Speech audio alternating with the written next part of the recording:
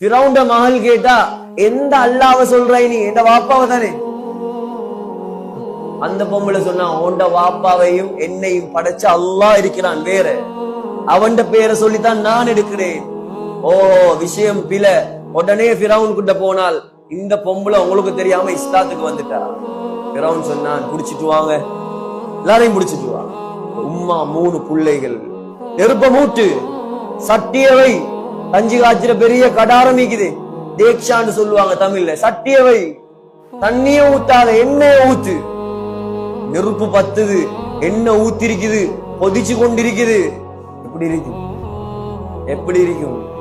என்னையும் உங்களுடைய நிலைமையை யோசிச்சு பாருங்க எப்படி இருக்கும்.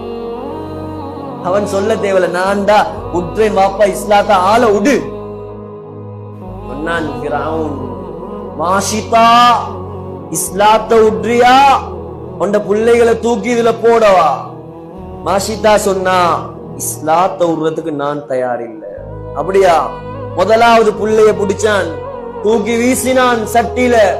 சத வேறையா எலும்பு வேறையா பொறி. எப்படி இருக்கு? கோழி பொறிக்க போகல பாத்தீங்க தானே?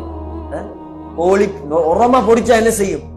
நல்லா பொரிய போகல சத துண்டு துண்டா கலண்டு வருமா இல்லையா பாய்லர் கோழியில? அத மாதிரி அந்த தாயுடைய உள்ளம் என்ன பாடுபட்டு, தாயுடைய உள்ளம் நெஞ்சு பதறுது, கண்கள் கண்ணீரை வடிக்குது. மாஷிதா என்ன? இஸ்லாத்த உட நான் தயார் இல்லை. அப்படியா? 2வது புள்ளைய பிடிச்சான், தூக்கி போட்டான். அந்த புள்ளையும் சத வேறையா எலும்பு வேறையா புரிய ஆரம்பிக்குது. சொன்னா இஸ்லாத்த உண்றதுக்கு நான் தயார் இல்லை. மாஷிதா 3வது புள்ள, பச்சை புள்ள, பால் குடிச்சு கொண்டிருக்கக்கூடிய புள்ள, அதையும் குடிச்சு தூக்கி போட்டான். மாஷிதா சொன்னா என்னையும் நீ போடத்தான் போறாய், ஆனா இந்த ஒரே ஒரு வசியத் நீ செய்வியா? என்ன செய்யணும்? நாங்க எல்லாரும் எண்ணெயில பொறிஞ்சதுக்கு பின்னால இந்த எல்லா எலும்புகளையும் எடுத்து 4 பேருடைய எலும்புகளையும் ஒரு கபர்ல அடக்கணும். ஃபிரௌன் ஒத்துக்கொண்டான், அதே செய்தான். அல்லாஹு தஆலா அந்த கபர்ல இருந்துதான் கஸ்தூரி வாசத்தை வெளியாக்கினான்.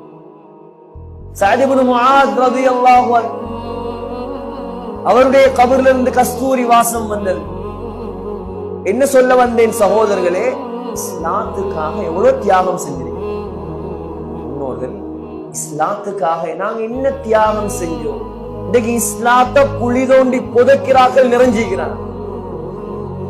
சகோதரர்களே, எங்களால மற்றவங்க இஸ்லாத்துக்கு வராட்டியும் எங்களால இஸ்லாத்தை வெறுக்க வைக்க கூடாது. நாங்க முஹம்மது ஸல்லல்லாஹு அலைஹி வஸல்லம் உடைய